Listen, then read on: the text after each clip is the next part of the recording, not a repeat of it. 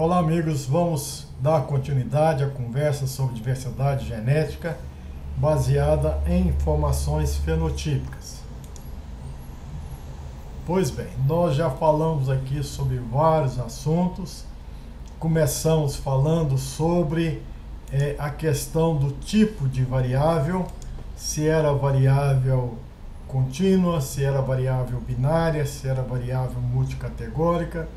E já aprendemos que é necessário obter uma matriz de distância para que métodos hierárquicos ou de otimização possam ser aplicados.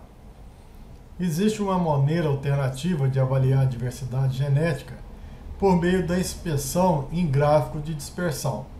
Nesse caso, então, nós precisamos estabelecer eixos. Existem algumas possibilidades da gente fazer uma análise gráfica. Nós já comentamos aqui que quando a gente usa dados individuais, é possível obter matriz de distância. Ou os dados de médias, junto com matriz de variância e covariância, também é possível obter matriz de distância. E qualquer que seja essa matriz de distância, ela pode ser projetada por meio de técnica de projeção ou de coordenadas principais. Também já vimos que dados individuais ou amostragem permite a análise da diversidade genética por meio de componentes principais. Mas agora nós vamos ver uma outra possibilidade. É aquela que nós temos informações de médias, nós temos informações de variância e covariância residuais, que mede a variância dentro, dos tratamentos, e aí sim aplicar uma técnica de variáveis canônicas. Vamos então apresentar neste momento essas técnicas como sendo uma alternativa para o estudo da diversidade genética por meio de dispersão. Então, o que seria a técnica de variáveis canônica? Então, elas são bastante similares à técnica de componentes principais. Elas permitem a simplificação estrutural do seu conjunto de dados, da mesma forma que nós já falamos para componentes. Ou seja, ela permite que V variáveis possam se transformar linearmente em V novas variáveis canônicas. Mas como elas têm algumas propriedades importantes e interessantes, é possível fazer uma simplificação. Quais seriam essas propriedades? A primeira é que a variável canônica é uma combinação linear de todas as suas variáveis. A segunda variável canônica é outra combinação linear, e assim por diante.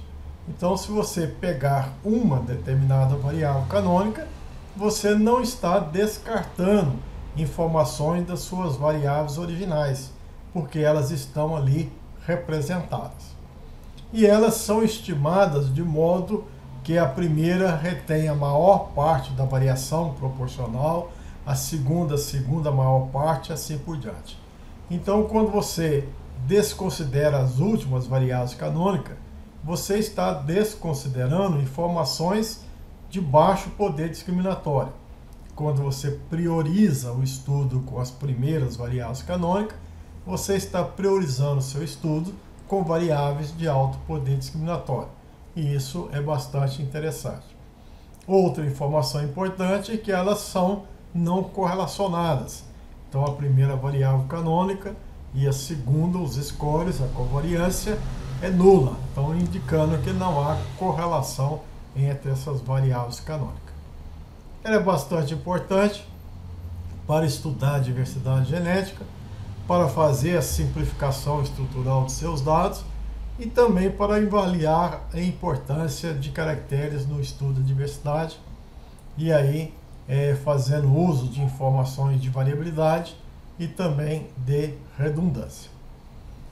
Pois bem, então vamos caracterizar essas variáveis canônicas, apresentando então a técnica que permite a estimação. Então vamos dizer que a variável canônica é dada por uma combinação linear A1x1, A2x2, AVXE.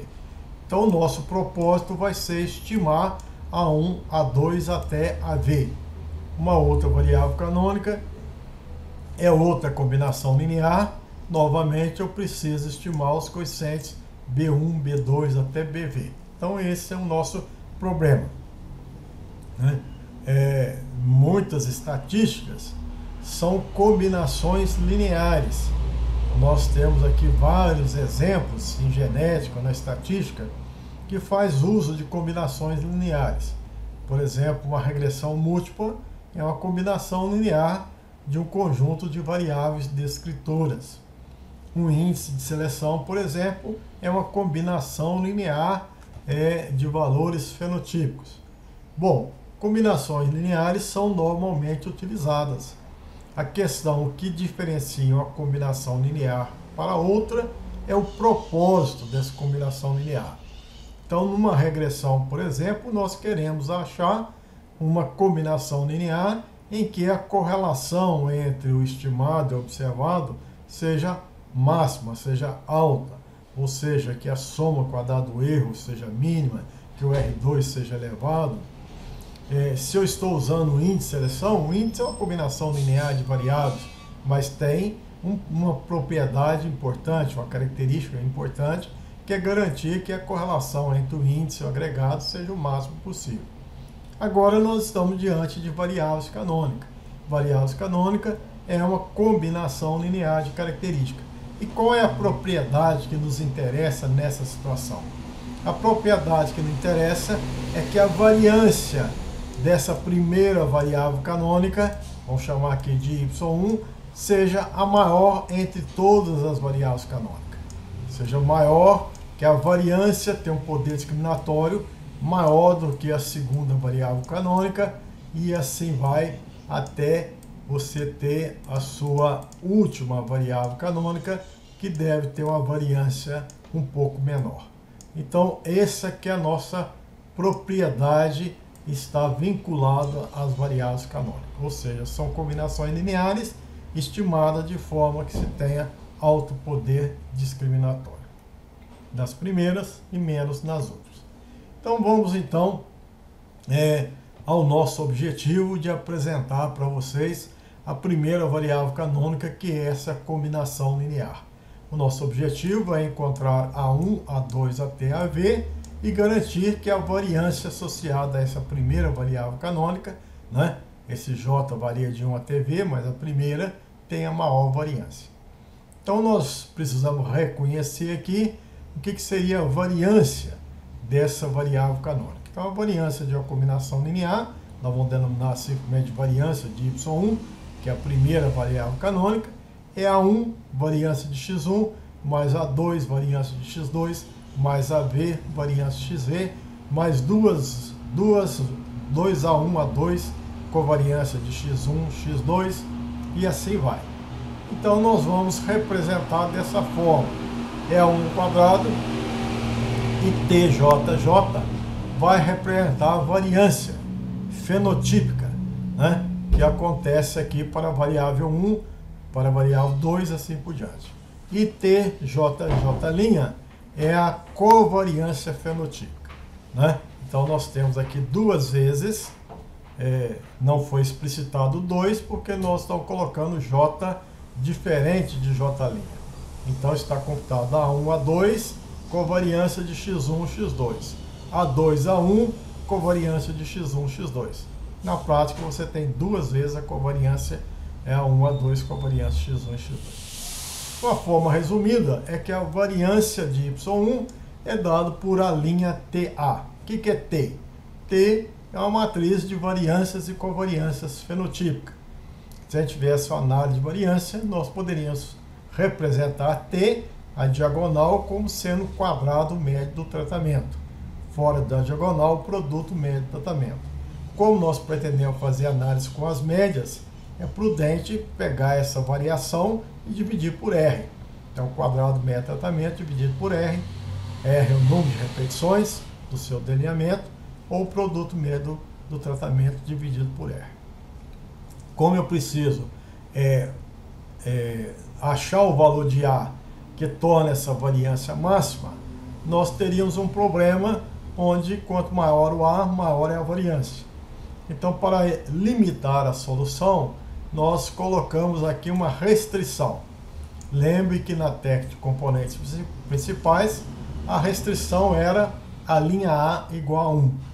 Mas nós queremos agora, além de manter essa restrição, fazer uma padronização em função, ou uma ponderação em função da importância que tem cada característica, medida pela sua menor ou maior variação residual.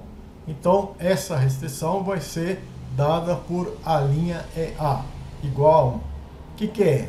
É a matriz de variância e covariância residual.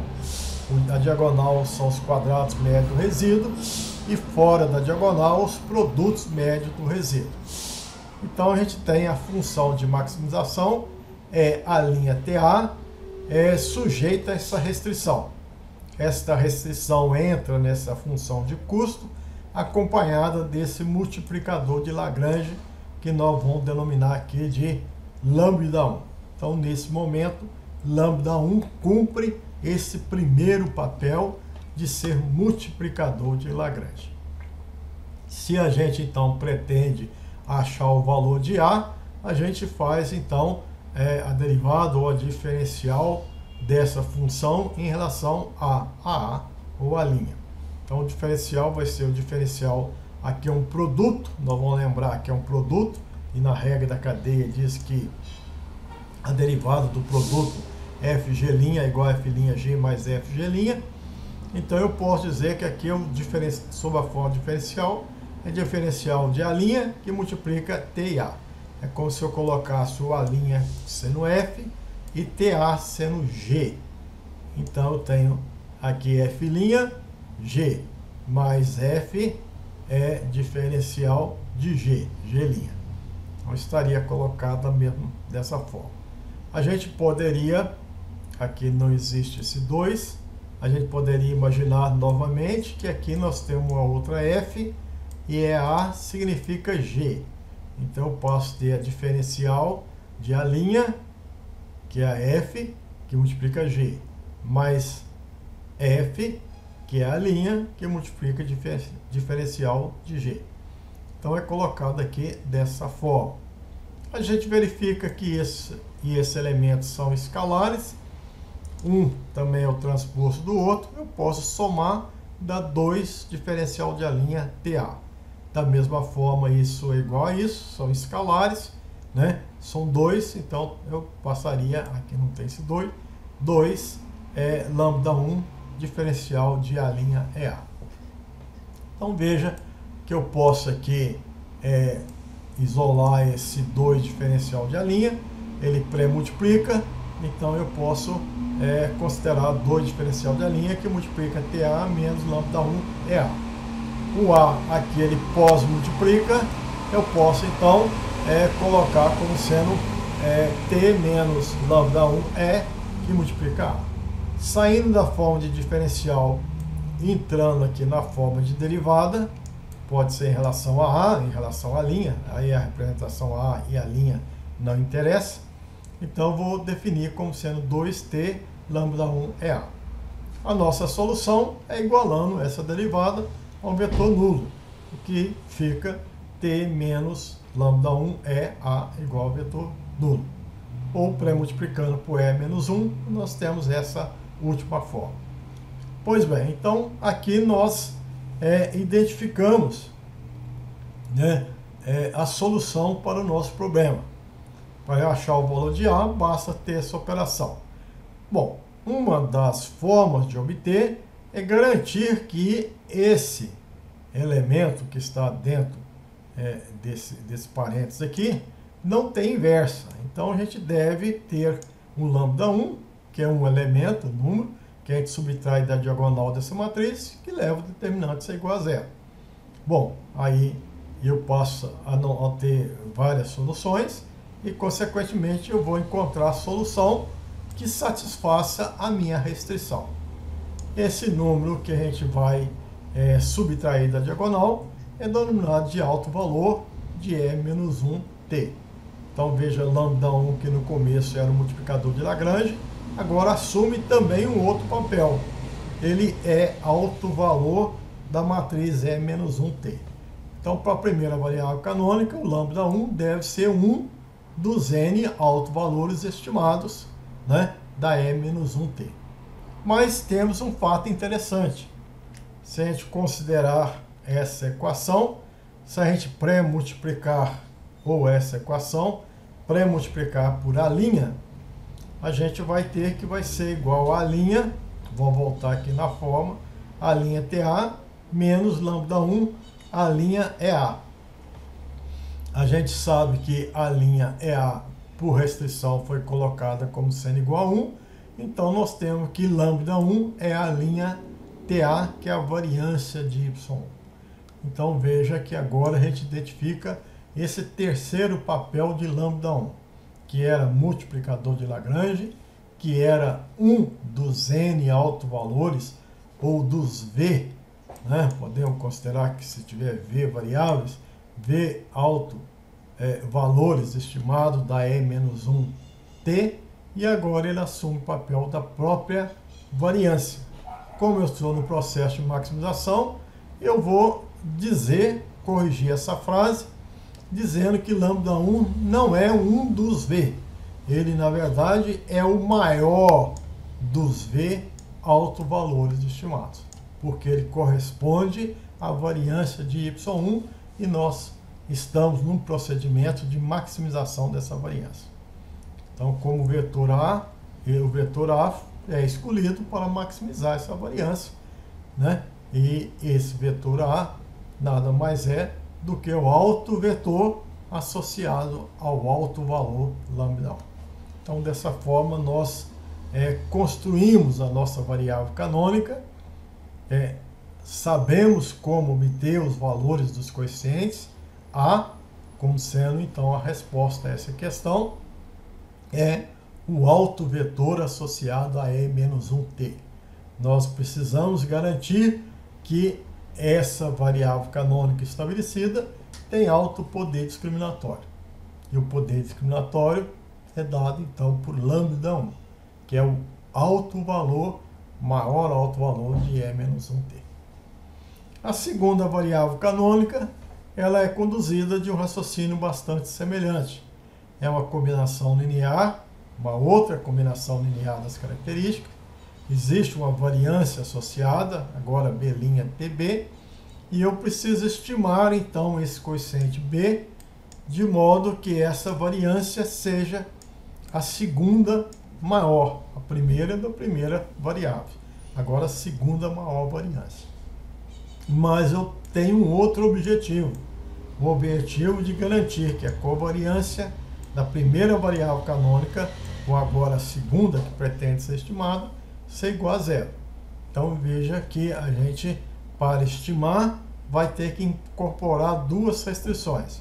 Uma restrição para achar uma solução única, que é B'Eb igual a 1, e uma restrição, tá certo? Duas restrições, uma que garante solução única e uma outra restrição que garante que a covariância entre Y1 e Y2 ela seja igual a zero. Então, para que se tenha esta condição, é necessário e suficiente que B'Ea seja igual a zero. A gente incorpora estas restrições com o multiplicador de Lagrange. Então, nesse momento, essa função de custo recebe essa primeira restrição com esse multiplicador de Lagrange lambda 2 e recebe essa segunda restrição com esse outro multiplicador de Lagrange θ. Bom, a gente então precisa observar que B'Ea é a condição que garante a covariância nula. Então a gente fez aqui um parêntese para vocês então fazer uma reflexão. O que significa dizer que a covariância de Y1 e Y2 é igual a zero? Y1 é uma combinação de linear de x. Y2, a segunda variável canônica, é outra combinação linear. Então, por propriedade de covariância de A'x, B'x é igual a linha TB mais B'TA. A gente já sabia dessa equação na derivação da primeira variável canônica. Então, nós já sabíamos dessa informação. T menos lambda 1 é A igual a vetor nulo. Se eu pré-multiplicar por B', Então tem B'TA menos lambda 1 B'EB é igual a vetor nulo. Então, para que eu tenha essa covariância igual a zero, né, você deve ter essa situação, desde que lambda 1 é alto valor e não é zero, provavelmente não é zero, a situação que me leva a covariância ser nula, esse B'TA ser igual a zero, é que B'EA seja igual a zero. Então veja, se eu fizer isso igual a zero, eu garanto que B'TA também seja igual a zero. E B'TA é a covariância entre Y1 e Y2. Então aqui demonstra que para eu ter essa covariância nula, basta eu garantir que B'EA seja igual a zero. Então por isso que a gente incorpora esse zero com essa restrição θ. E esse 1 menos 1, que é o outro zero, com esse multiplicador de Lagrange lambda 2. Então passa agora ao processo de derivada, né? Tem a função de custo e começa então a derivar em relação a B ou em relação a B'. A solução para essa derivada é encontrar uma expressão como essa, que você vai igualar ao vetor nulo e vai sair com as soluções. Então a solução que você encontra é que o vetor beta que você deseja é o alto vetor associado a esse alto valor. Então lambda 2, assim como lambda 1, é alto valor de E-1t. Como é a segunda variável canônica, que precisa ser maximizada, é o segundo maior alto valor. E beta é o alto vetor associado. Então nós temos uma resposta genérica, que para se obter as variáveis canônicas, eu preciso de informações da matriz de variância T e da matriz de variância e covariância E. Matriz de variância e covariância T é de quadrados médios e produtos médios de tratamento, e a matriz E é uma matriz de quadrados médios e produto médio de resíduo. Tendo-se a variação entre e a variação dentro, eu estou apto a estimar as variáveis canônicas que me interessam. Bom, como é que nós então pretendemos usar não todas as variáveis canônicas, mas algumas das variáveis canônicas? Em particular, as primeiras. Vou usar no gráfico de dispersão a primeira variável com a segunda variável canônica, os scores dessas variáveis. Posso usar três, variável 1, variável 2, variável 3, num gráfico de dispersão 3D. E eu vou dizer que ao absorver, ao colocar para o leitor a apreciação da diversidade com base naquele conjunto de variáveis canônicas, eu consigo então representar o meu fenômeno, porque eu tenho uma medida de qualidade que garante a boa representação da diversidade. Então, como é que eu quantifico a importância relativa da variável canônica? Então, é a variância que ela explica pelo total da variância disponível. Então, esse é o primeiro conceito de variância. O segundo conceito é de distância. Então, os dados originais tinham uma quantidade de distância. Agora, eu convido a você a ver uma outra quantidade de distância, né, por meio de um gráfico de dispersão. Então, você também conseguiu absorver dos dados originais a distância, parte da distância que existia. Então, normalmente, a gente faz um estudo da diversidade com a primeira, segunda, ou a primeira, segunda, terceira variável, quando essas primeiras variáveis conseguem, né, concentrar a grande proporção da variância total que você tinha originalmente disponível. Geralmente você considera como grande variância quando você absorve mais de 80% dessa variação. Então você pode pensar em absorver variância, como você pode também pensar em absorver distância. E nesse caso, você tem que pensar que absorve, como você está aproveitando variação entre e dentro, você está absorvendo distância de Mahalanobis. É o mesmo conceito. Se lambda 1, lambda 2 absorve aí 85%, significa que você pegou 85% da variação original disponível, ou você conseguiu, né, absorver cerca de 85% da distância generalizada de Mahalanobis obtida a partir de seus dados originais. Então isso é uma interpretação importante do gráfico de dispersão. Uma outra medida de grande importância é quantificar o quanto que essas variáveis x1, x2 e xv são importantes para o estudo da diversidade. Posso ter aquele mesmo princípio de identificar as mais importantes, fazendo observação nas primeiras variáveis canônicas, ou identificando aquelas que seriam mais sujeitas a descartes em estudo futuro, observando as últimas variáveis canônicas. Então a gente deve observar esses coeficientes de ponderação, que pondera x1, x2 até xv, mas o apropriado não seria olhar A1, porque A1 é um peso da variável x1 não ponderada pelo resíduo. Na verdade, eu preciso, então, transformar x1, x2 até xv em x1 minúsculo, x2 minúsculo, xv minúsculo, que são as versões das variáveis ponderada pela variação residual. E aí sim eu deveria ter θ1, θ2 até θv, medida da importância das variáveis x1 ponderadas. Então veja se eu quero sair desse valor de x1, que deve ser dividido pelo desvio.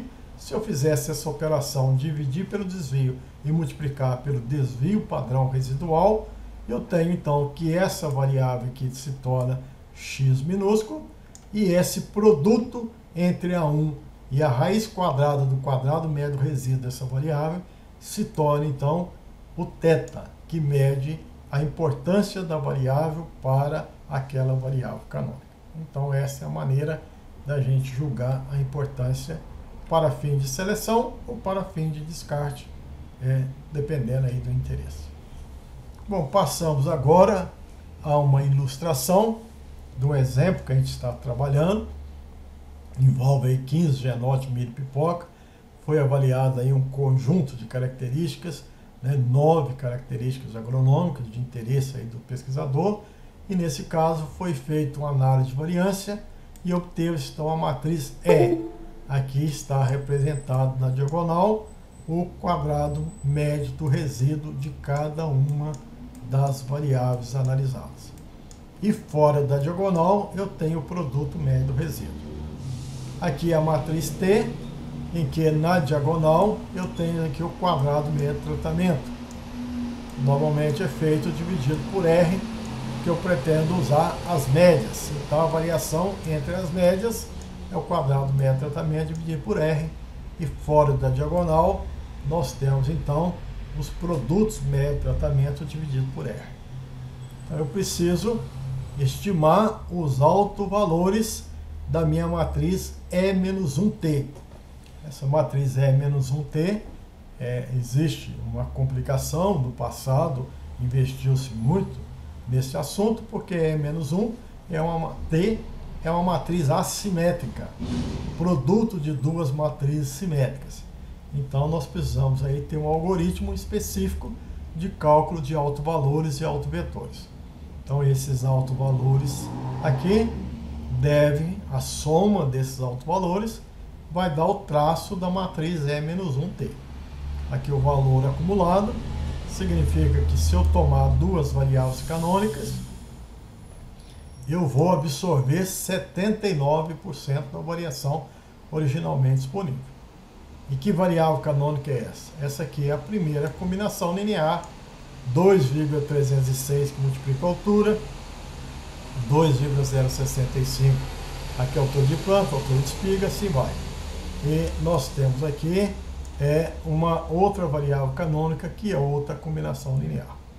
Então, se eu considerar apenas essas duas e ignorar as demais variáveis canônicas, eu estou tomando uma decisão de absorver 79,33% da variação originalmente disponível nessas 9 variáveis. Ou estou tomando uma decisão de aproveitar as informações, calcular uma distância de Majorla Nobis, mas que graficamente eu estou absorvendo 79% dessa distância que eu obteria se usasse os dados originais. Bom, aqui nós então vamos multiplicar esses valores pela raiz quadrada do quadrado médio do resíduo e ter aqueles coeficientes θ, aí que permite a identificação da importância relativa dos caracteres. Ao invés de eu analisar cada um desses coeficientes, eu analiso de forma que eu pense nessas variáveis ponderadas pelo resíduo. Então, se eu pensar em descarte, basta eu olhar aqui no final e ver qual que é a variável que apresenta maior peso. Por exemplo, essa variável aqui, menos 0,549, tem um peso elevado, então nós vamos dizer que para fins de estudo futuro, é possível que você não precise avaliar a produção de grãos. Bom, mas você pode até questionar, a produção para mim é importante, a variável economicamente importante. Pois bem, você deve imaginar que aqui nós estamos usando um critério estatístico. A gente julga que uma variável não é importante pela redundância. Então, se aqui, por exemplo, existe a variável perda de 100 grãos, se existe prolificidade, se existe número de espiga, é possível que essas variáveis representem bem a própria produção de grãos. Então, nós teríamos aí uma certa redundância, né? Se você quisesse julgar a importância, você olharia aqui a variável de maior peso, por exemplo, plantas quebradas, né? É a variável mais importante não para a diversidade genética. Ela é mais importante para a primeira variável canônica, que é importante para você, é 49%. Né? A segunda variável mais importante, você vai escolher aqui para o maior peso de 100 grãos, maior coeficiente. Ela é importante para você? Não. Ela é importante para a segunda variável canônica, que é importante para a diversidade, passou de 49 para 79, 30% a mais. Então esse aqui é o sentido da interpretação quando você analisa esses coeficientes. Aqui está então a representação gráfica, os scores. Se você calcular a variância desses valores, você vai encontrar o lambda 1, você vai encontrar o 37,59. Se você calcular a variância desses scores da variável canônica 2, vai encontrar 23,25, esse lambda 2. E se você calcular a covariância entre essas duas colunas, você vai encontrar igual a zero. Então, está mantida aqui, estão mantidas as propriedades importantes. Aqui nós temos então a dispersão. Verificamos que aqui existe um grupo, aqui existe um outro grupo e aqui existe um outro grupo. Nós podemos inferir sobre a semelhança e sobre a diferença entre grupos diferentes. Então é possível fazer um estudo bastante interessante sobre a diversidade genética. Bom, então nós agora podemos, para concluir esse assunto, fazer uma aplicação de um conjunto de dados que a gente vem trabalhando. Esse conjunto de dados refere-se à avaliação de 10 genótipos em relação não a 5, a 6 características, A, B, C, D, E, F, que foi feito em blocos no acaso com 3 repetições. Né? Nós vamos fazer análise de variância, podemos fazer teste comparativo de médias e, por fim, fazer estudo da diversidade por meio da variável canônica. Então, vamos chamar aqui o programa Gênesis. Está aqui apresentado. A nossa primeira providência é definir, então, a trilha de dados. E nós colocamos nossos dados em 1646 dados. E vamos, então, analisar. A primeira análise é uma análise de variância que nós, inclusive, já fizemos. Análise de variância em blocos ao acaso. Não existe parcela perdida. Vamos refazer essa análise, então, do nosso conjunto de dados referente ao arquivo exemplo 2. Lá temos 10 genótipos, 3 blocos vacantes e aqui as várias variáveis, né? Então não tem aqui o meu experimento. Se quisesse fazer uma visualização gráfica, um desenho para cada uma dessas variáveis, a gente pode até imaginar o que estaria acontecendo com o meu experimento. Existem alguns tratamentos, o genótipo 9 de bom desempenho, aqui o genótipo 5, desempenho ruim. Então a gente já pode ter para a variável 1, né? Posso selecionar outra variável aqui 2 e desenhar e verificar aqui o desempenho, a representação gráfica do desempenho das suas características. Aí faço a análise de variância. Então veja, quando eu faço a análise de variância, ele me fornece aqui uma matriz, as várias matrizes, a de covariância fenotípica e a matriz de covariância residual. Então nós vamos ver aqui o que acontece com essas informações. Aqui é a análise de variância de x1, a primeira variável. Então, se a gente comparar aqui com essas matrizes, a gente vai perceber, vamos deixar ela aqui, a minha análise de variância da variável x1 e aqui a matriz de covariância residual.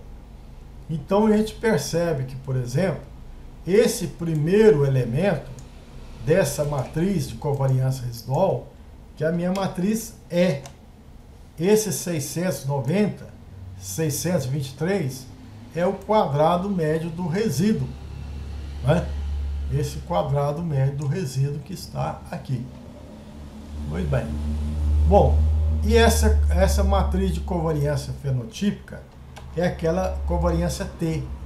Por que está representada aqui 1895? Porque esse 1000 representa esse quadrado médio do tratamento.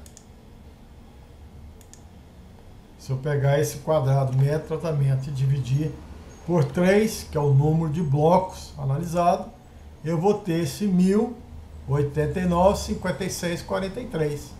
Então, a gente coloca nessa matriz T a variação fenotípica, representada na diagonal pelos quadrados médio de tratamento, dividido por R. Então, eu tenho a matriz T e aqui eu tenho a matriz E. Então, veja, para eu gerar minhas variáveis canônicas, eu vou precisar dessas duas matrizes. O computador vai reconstituir essas duas matrizes. E eu vou estimar o lambda 1, ele vai inverter essa matriz, E-1, pré-multiplicar por T, e vai ter a E-1T. E ele vai calcular os autovalores e autovetores por meio dessas duas matrizes, e aí então gerar as variáveis canônicas que a gente deseja.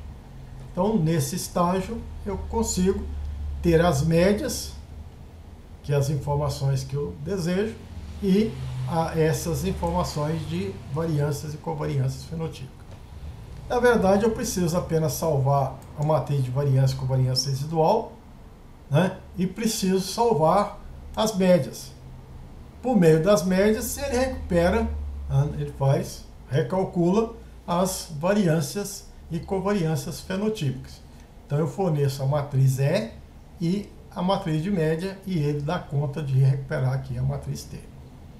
Bom, eu posso processar ou posso ir direto em variáveis canônicas, pegar aqui um atalho para ir direto em variáveis canônicas.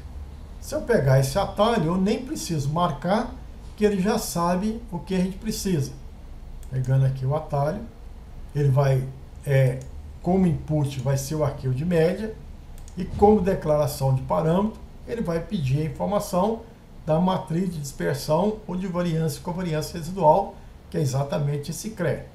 Ele sabe que são duas variáveis. Posso colocar aqui o nome das variáveis, A, B, C, D, F, por exemplo, e processar. No processamento, então, ele recalcula essa matriz, que a gente chama matriz T, que é o quadrado médio de tratamento dividido por R. Então ele recalculou a partir daquelas médias. Aqui ele tem um sistema de condensação pivotal, que é utilizado antigamente para sair do problema da E-1T. E aqui ele calcula, né, os altos valores. Então veja que se eu tomar apenas a primeira variável canônica, apenas uma linha, uma reta, eu consigo absorver 85% da variação. Se eu pegar duas variáveis canônicas, eu absorvo 91% da variação original, 91% da distância generalizada de Mahalanobis. Aqui são os elementos dos autovetores que permite então calcular, estabelecer a primeira variável canônica. Variável canônica 1, certo? Variável canônica 2 é a combinação linear das minhas características. E aqui a variável canônica 6. Então são 6 variáveis e eu pretendo então, para fins gráficos, usar a informação apenas dessas duas primeiras, garantindo aqui uma absorção de 91% da variação. Pois bem, essa técnica permite eu identificar a importância das características. E aí, então, o programa GENESIS contribui muito para o pesquisador na busca dessa resposta. Então, veja, você está fazendo análise de variâncias canônicas e ele vai, né, te dar a resposta em relação à importância de caracteres, né? Então, nós vamos aqui usar aqueles valores de θ e vamos identificar, né, em cada um desses conjuntos de elementos, aquele de maior magnitude. Então, nesse caso aqui, a variável que apresenta maior valor é a variável C. Então, ela está destacada aqui. Nesse segundo, a variável de maior valor é menos 0,85. Está destacada aqui. No terceiro, a variável de maior destaque foi a variável E, que é essa aqui, menos 0,80. E assim vai, ele destacou. E assim a gente vai fazer uma discussão, tá certo? Essa discussão ele considera aqui que você pode pensar num descarte, né? E se você pensar no descarte, você vai vir de baixo para cima. O último, a variável mais descartável, mais sujeita a descarte, é a F, tá certo? Se você descartar, é uma variável que é importante numa variável canônica que não é importante, que é importante apenas 0,44%. Então você vai descartar. Se você vai descartar, a variável F foi a mais descartável. Uma segunda variável a ser descartada é a variável D, né? Que ela é importante numa variável canônica, é importante 0,58%. Né? Então, se você seguir a sequência de descarte, você segue de baixo para cima. Se você quiser realçar a importância, você vai realçar de cima para baixo, mas com a ressalva que a variável C é importante numa variável que é importante para o seu 85%. Uma variável B é importante numa variável que é importante 6,44%. Ela é importante para você? Bom, não sei. Se você preservar essa segunda variável canônica, sim. Se você jogar fora, significa que ela seria a mais recomendável para descarte. Então você tem aqui um critério que muita gente segue, outra gente critica, mas a gente pode usar outros critérios, né? Então nós podemos aqui, não é análise de variáveis canônicas, mas é uma informação auxiliar importante, que você poderia estar também questionando aqui sobre a precisão de cada variável. Então veja que a variável E aqui, a variável de maior coeficiente de variação, né? Então você já pondera ela menos, porque ela, em termos de precisão experimental, ela é menos precisa, mas isso é relativo. Mas se a gente fosse verificar essa relação de variação entre pela variação dentro, ela tem baixa variação entre e dentro. Então, se seu critério fosse variabilidade, se fosse o método SING, por exemplo, ele identificaria a variável menos importante, provavelmente essa variável é, porque tem baixa variabilidade. O método da variável canônica normalmente descarta em função de redundância. Então a gente pode apreciar aqui de forma univariada a variabilidade. Uma outra forma é exatamente a importância que o SING dá, né? Então veja que o SING aponta como variável mais importante a C, né? Que ela foi aqui destacada também pelas variáveis canônicas, mas a variável E, tá certo? Há uma concordância aqui entre a interpretação univariada pela multivariada aqui do SING, que aponta também a variável E menos importante. Se você quiser, você ainda tem a informação sobre a redundância. Aqui está dizendo que a variável F ela é descartada pelas variáveis canônicas. Então seria aqui a última variável que deve apresentar algumas correlações fortes. Então essa variável tem uma correlação de 0,70, 0,69 em relação à variável B, né? A variável A em relação a C também tem alta correlação. Então pode ser que a variável F, por essa alta correlação com B, foi apontada aí como passivo de descarte. Aqui estão os scores. Então o que a gente quer dizer que essa técnica de variáveis canônica, ela permite identificar variáveis importantes, mais importantes ou menos importantes. Como esse critério é um critério que possa ser utilizado, né, nós fornecemos nesse aplicativo 4 critérios. O critério da variabilidade, o critério que permite você ver a variabilidade de forma univariada ou de forma multivariada pelo método SING, que te permite ver aqui a redundância por meio das correlações entre pares. Muitas vezes a redundância pode envolver mais de 2 variáveis, mas de toda forma a gente fornece essa informação e fornecemos também a informação das variáveis, né, por meio dos elementos aqui de ponderação.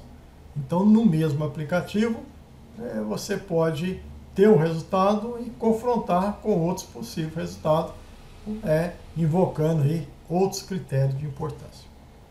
Então esse é um subproduto importante, mas muitas vezes a gente quer estudar a diversidade e aí sim a gente faz um gráfico de dispersão, né?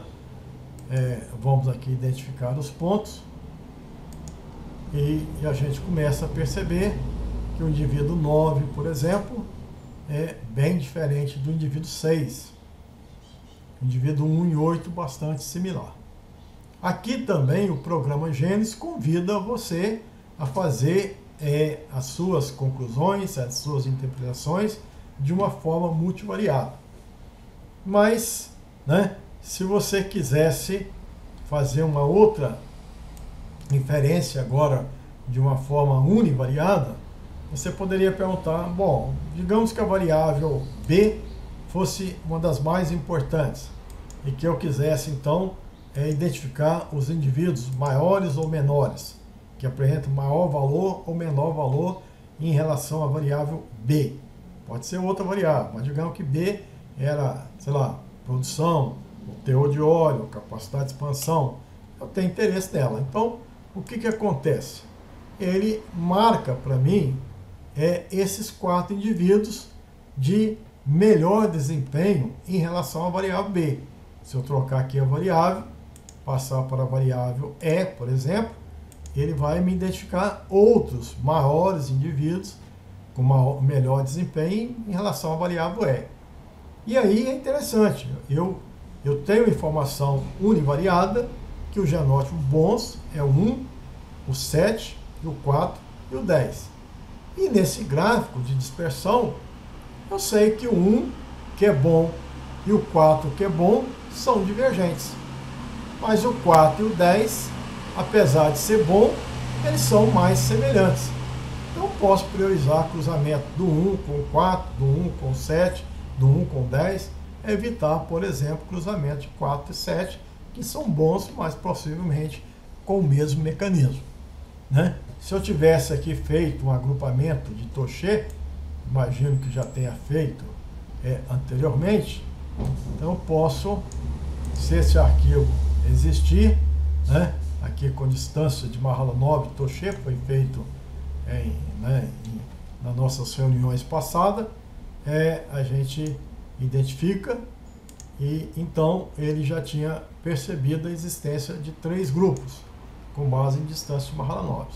Então, eu tenho aqui também a possibilidade de concluir por meio de 2 métodos. O primeiro método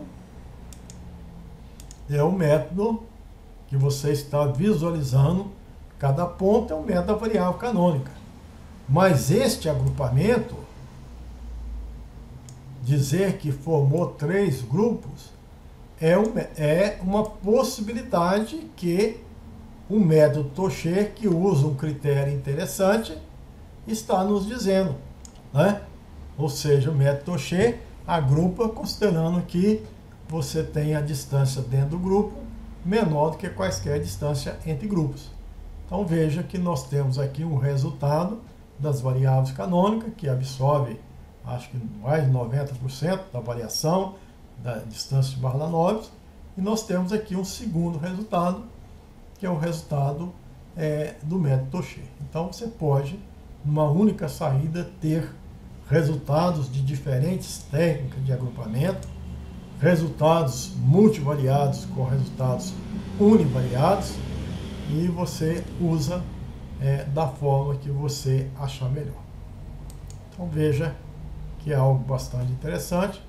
Se você quisesse uma análise gráfica 3D, da mesma forma, né? E você teria as informações agora absorvendo mais variâncias, inclusive permitiria aqui uma visualização em ângulos diferenciados para você então inferir sobre essa diversidade genética. Pois bem, então o que a gente gostaria de apresentar para vocês sobre esse assunto a gente finaliza com variáveis canônicas, e qualquer dúvida vocês então nos visite aí nos nossos sites, tanto no YouTube quanto no Facebook. Numa próxima conversa nós vamos abrir aí um novo capítulo que, ao invés de estudar a diversidade genética, nós passaremos a estudar a diferenciação entre populações e o emprego de técnicas de análise discriminantes.